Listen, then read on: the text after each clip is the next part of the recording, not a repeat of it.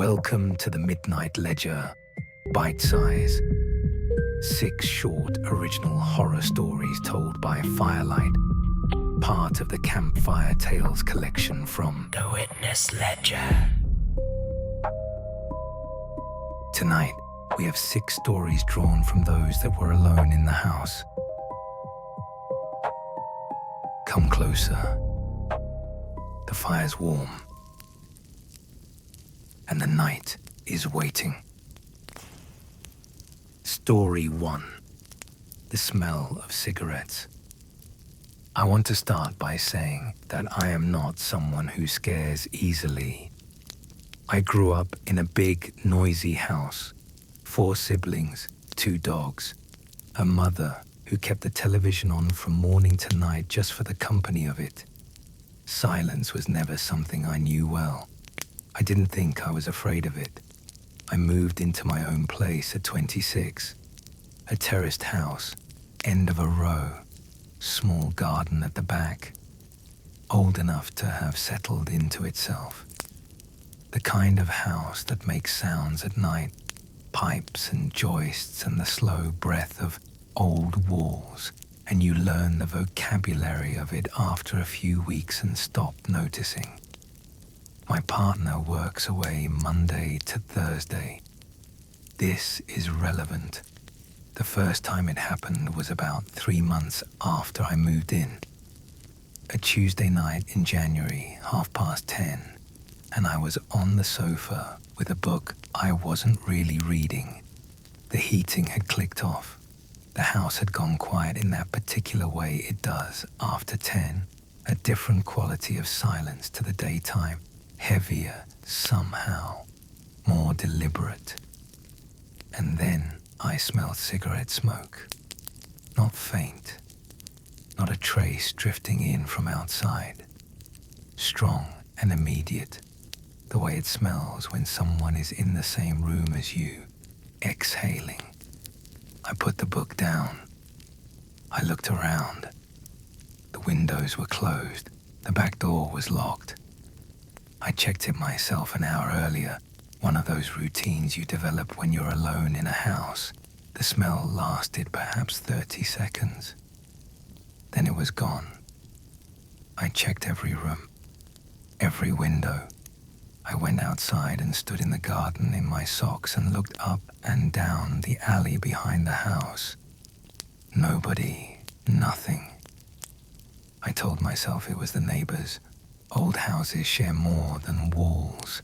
They share air through gaps and cavities and the hidden passages inside old plasterwork. I told myself someone next door had lit a cigarette at the open window and the smoke had found its way through. It happened again the following Tuesday. Same time, same strength, same room. I was in the kitchen this time, washing up, and it arrived like a presence, sudden and complete. I stood very still with my hands in the water, and I waited for it to pass. It passed. I started keeping a note of it. Not because I thought anything was wrong. I told myself it was curiosity, an attempt to find the pattern that would explain it. Over the next 2 months, I recorded 11 incidents. All of them on weeknights. All of them between 10 and midnight. Always in whichever room I happened to be in at the time. That last detail was the one that bothered me. If it was the neighbor's smoke coming through the walls, it would come from a fixed point. It wouldn't follow me from the sitting room to the kitchen to the upstairs landing. But it did. Every time. I asked the neighbors eventually. The couple to the left, both non-smokers, they said, had never smoked in their lives. The man to the right, he smoked, but only in his back garden, never in the house. His wife didn't allow it.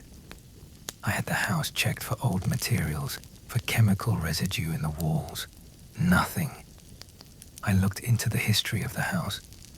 I want to be careful about what I say here because I haven't been able to fully verify it, but the previous owner, an elderly man who had lived there for 30 years, had died in the house. In the sitting room, he was found on a Tuesday. The neighbors told me he had smoked his whole life and had refused to stop even at the end.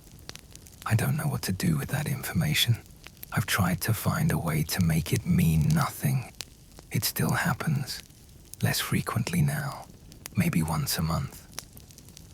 My partner has smelled it too, which matters to me more than I can explain. It means I haven't invented it. It means it's real. What it is, I genuinely cannot tell you. Last Tuesday it happened while I was on the phone to my mother. I was mid-sentence and it arrived, warm and close and unmistakable, and I stopped talking.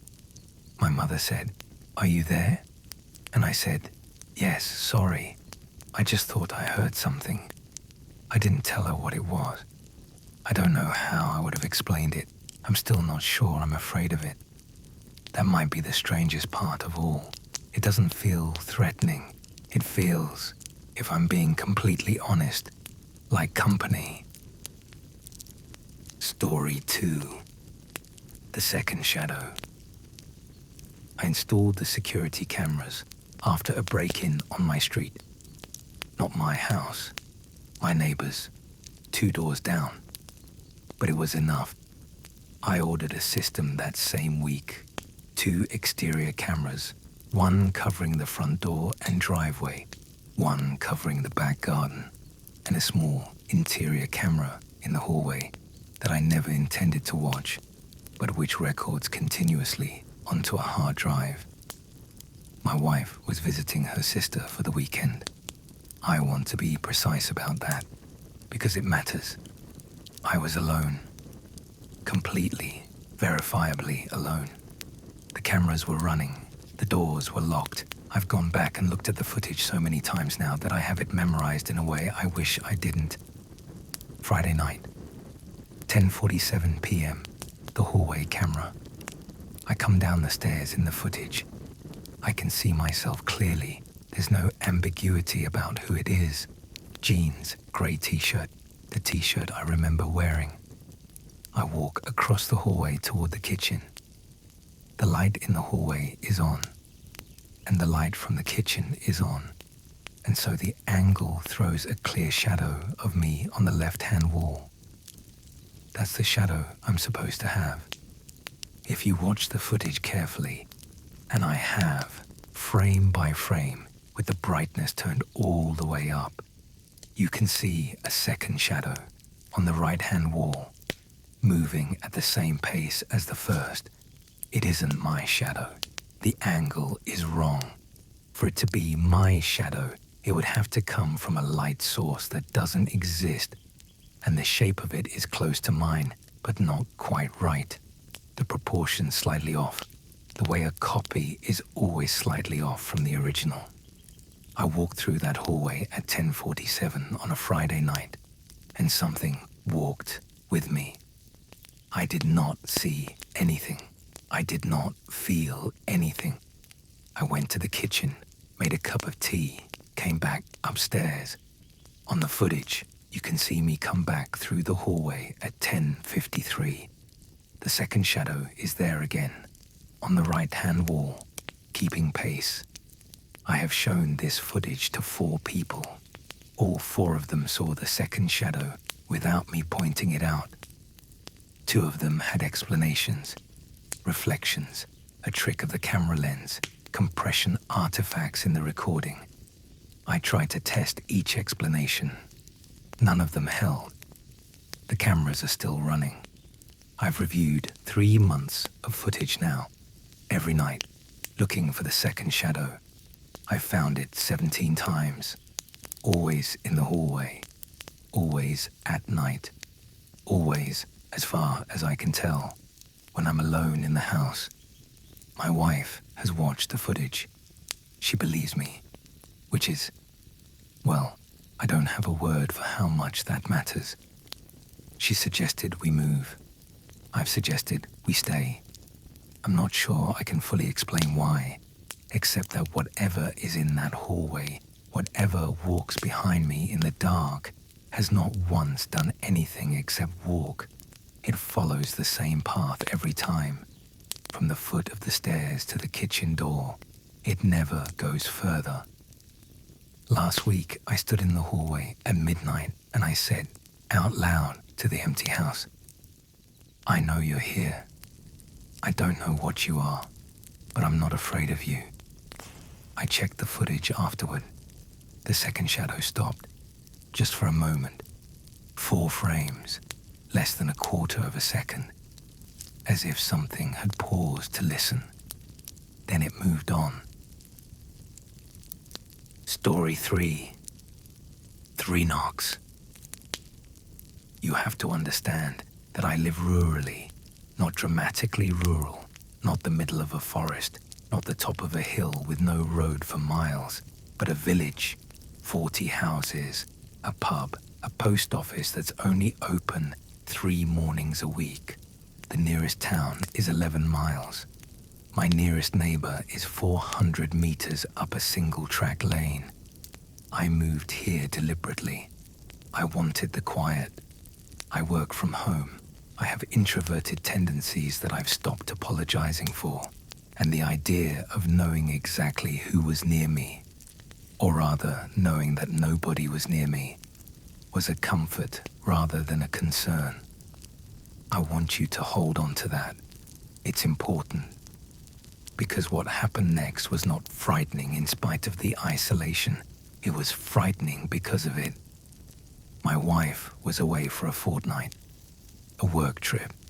The kind that comes with a lot of notice and a lot of preparation and still feels longer than it ought to. I was alone in the house. I was fine with being alone in the house. I had been alone in the house before. The first knock came on the 3rd night. 3 knocks on the back door. Not frantic, not aggressive, measured, patient. The kind of knock that isn't asking to be let in urgently, but simply announcing. I was in the sitting room, which is at the front of the house, and I heard it clearly. 3 knocks, a pause, silence. I went to the kitchen and looked through the window in the back door. The garden was dark. I hadn't left the outside light on, but I could see the shape of the garden well enough. The gate at the bottom was closed. Nothing moved. I told myself it was an animal, something against the door, a fox perhaps, or the neighbor's cat that occasionally wanders up the lane. I went to bed. The second knock came the following night. Same time. Within minutes of the same time, I thought, though I hadn't checked the clock the first night so I couldn't be certain. 3 knocks. The same measured, patient rhythm. I was in the kitchen when it happened this time, and I got to the door within seconds. Nothing. The garden empty. The gate closed. I began checking the time. I began writing it down. The knock came every night for 6 nights, always between 11:15 and 11:30. Always 3 knocks, always the same rhythm, not fast, not slow, with a beat between each one that felt almost considered, the way someone knocks when they've been taught to knock, when they're trying not to startle you. On the 7th night, I turned on the outside light and opened the back door. The garden was empty. The lane beyond the gate was empty. I stood in the open doorway in the cold, and I listened. Nothing. Not even wind. The kind of silence that presses back against you. And then, from somewhere further up the lane, not close, perhaps 100 meters, perhaps more, I heard footsteps. Slow, unhurried, moving away from me. I closed the door. I locked it. I sat at the kitchen table until my breathing steadied. I called my wife the next morning. I didn't tell her about the knocking. I didn't want to worry her or to hear her suggest explanations I'd already dismissed. I just wanted to hear her voice. The knocking stopped when she came home. It started again the next time she went away. 3 knocks, between 11:15 and 11:30. every night. I have never opened the door again, and I have never, in 2 years of this, been able to answer the question that keeps me lying awake in the dark. What is it waiting to be let in from? Story 4. Something used my shower.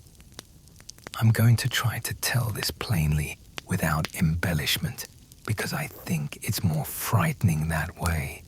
I've told it a few times now, to my flatmate, to a friend, to a therapist who I want to be clear did not dismiss me. And every time I tell it, I resist the urge to dress it up. The facts are strange enough on their own. I live alone. Ground floor flat in a converted Victorian house, 2 other flats in the building, one directly above me, one to the side. And I know both of my neighbors well enough to say hello, to take in parcels, to know their routines loosely. My flatmate had moved out 2 months prior. I decided not to replace them. I was enjoying the solitude. On a Wednesday in March, I got home from a long day at work, locked the front door behind me, the kind of lock that requires a key from both sides, which matters, and made dinner. I ate. I watched something on my laptop. At around 9:30, I decided to have a bath rather than a shower, which is relevant, and went into the bathroom. The shower was wet, not damp, not the slight residual moisture of a room that gets humid. Wet. The floor of the shower tray had standing water in it. The glass door was covered in condensation. The towel on the rail nearest the shower, my towel, the one I use, which I had used that morning and which had been dry, was wet, soaked through. I stood in the bathroom doorway for what felt like a long time. I am a precise person. I know my routines. I had not used the shower that day.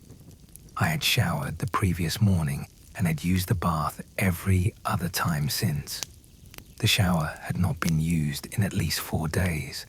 I checked the flat, every room, every cupboard, under the bed.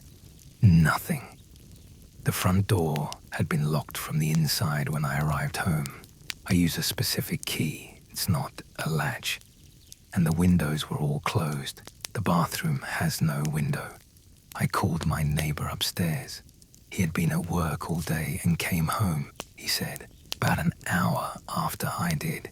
He suggested a leak from his pipes. We looked together. There was no leak. The water in my shower had come from my shower. Someone had been in my flat. That's the rational explanation. And I've sat with it.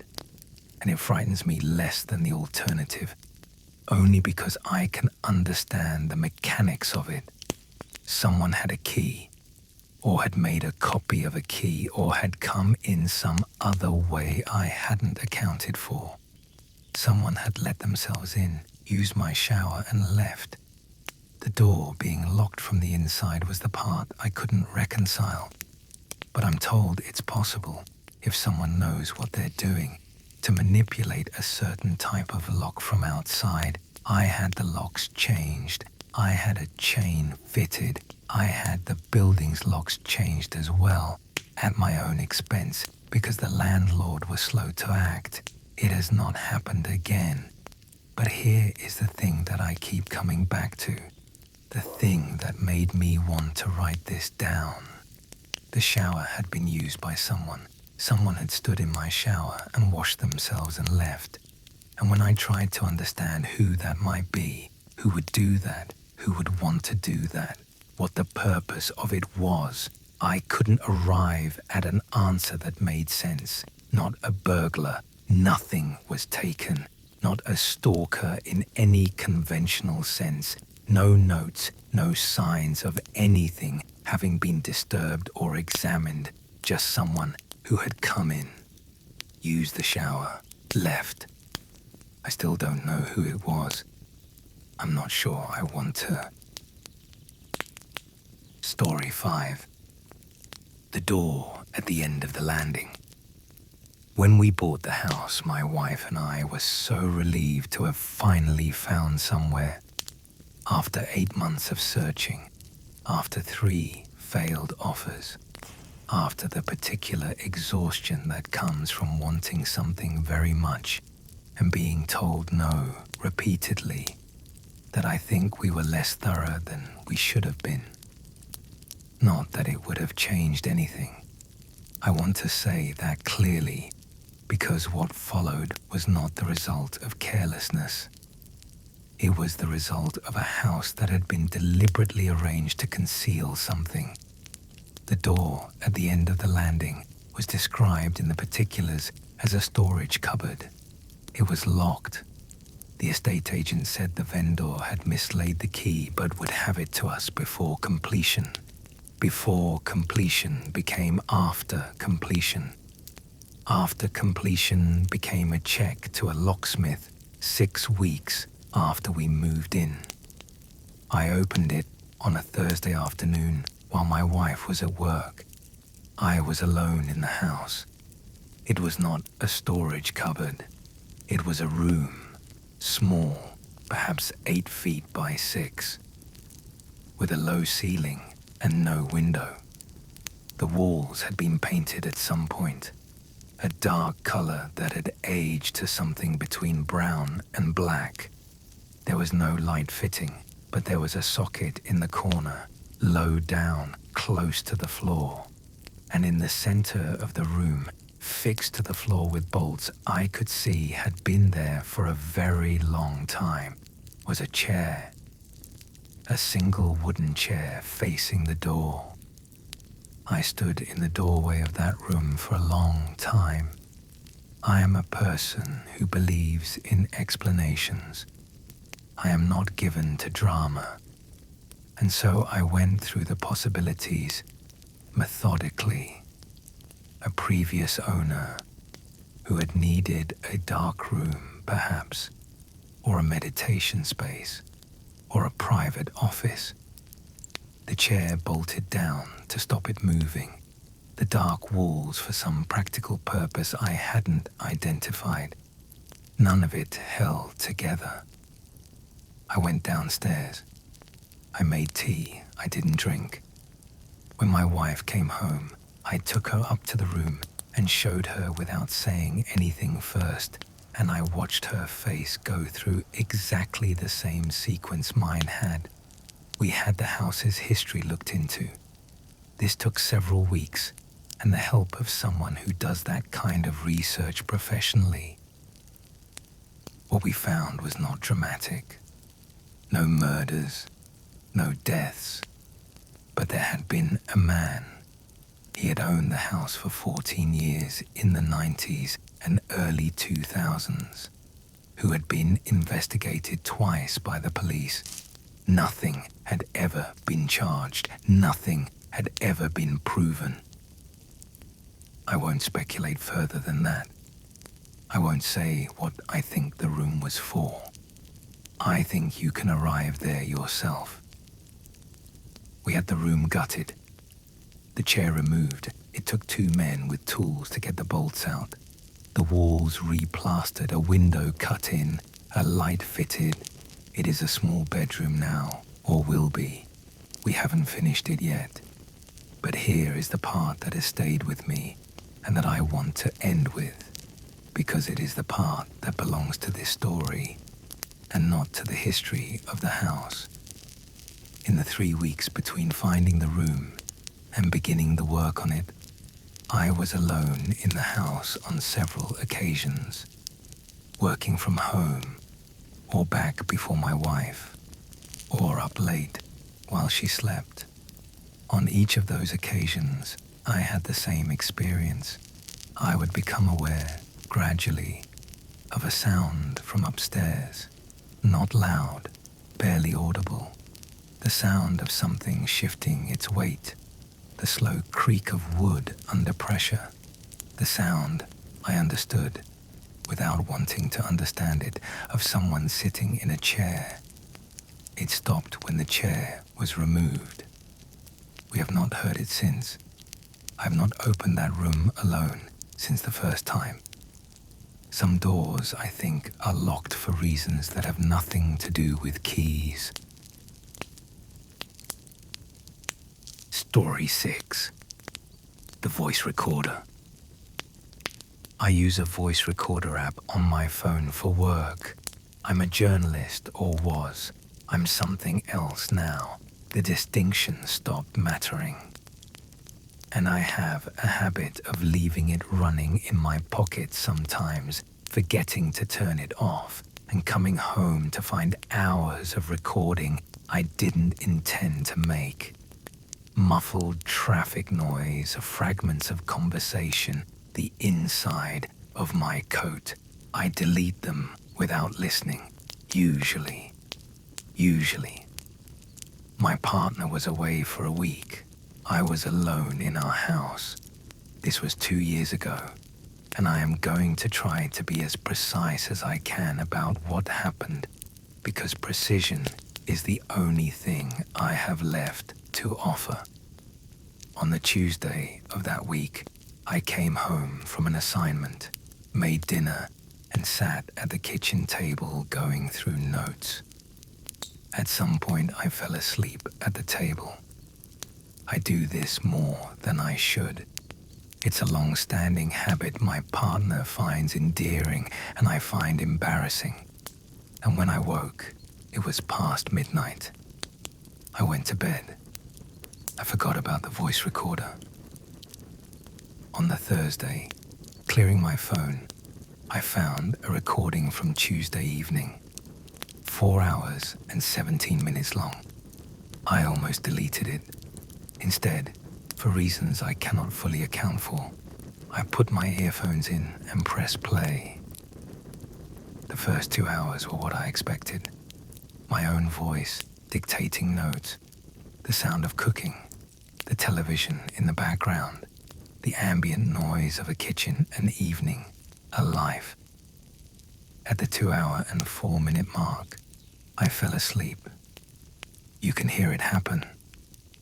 My voice trailing off mid-sentence, a long pause, then the slow, deep breathing of someone properly unconscious. For the next 40 minutes, nothing. Just the ambient hum of the house at night, the fridge, the distant sound of a car occasionally. At 2 hours 46 minutes, there is a sound from somewhere in the house, a door, I think. The soft mechanical click of a door that isn't being opened carefully enough, or carefully enough, but not quite perfectly. A sound, I know. A sound that belongs to the specific acoustics of our specific house. Then, footsteps. Slow, unhurried, moving through the house in a way that suggested familiarity. Not the tentative movement of someone in an unfamiliar space feeling their way, but the confident movement of someone who knew where they were going. I am asleep on the recording throughout all of this. I can hear my own breathing unchanged. The footsteps move closer, into the kitchen. They stop. There is a pause of approximately 90 seconds. Then a voice, low, close to the recorder. The words are not entirely clear. The recording quality isn't good enough for that. But I have listened to this section more times than I should have, and what I hear, what I am almost certain I hear, is this: not yet. 2 words, a pause. Then the footsteps again, moving away. A door, the click of it closing.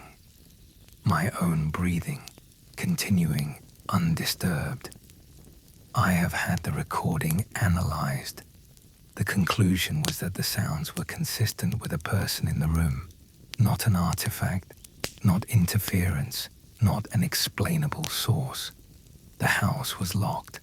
The doors and windows were all secured in the morning, exactly as I had left them. Nothing was taken or disturbed. I have thought about those two words for 2 years.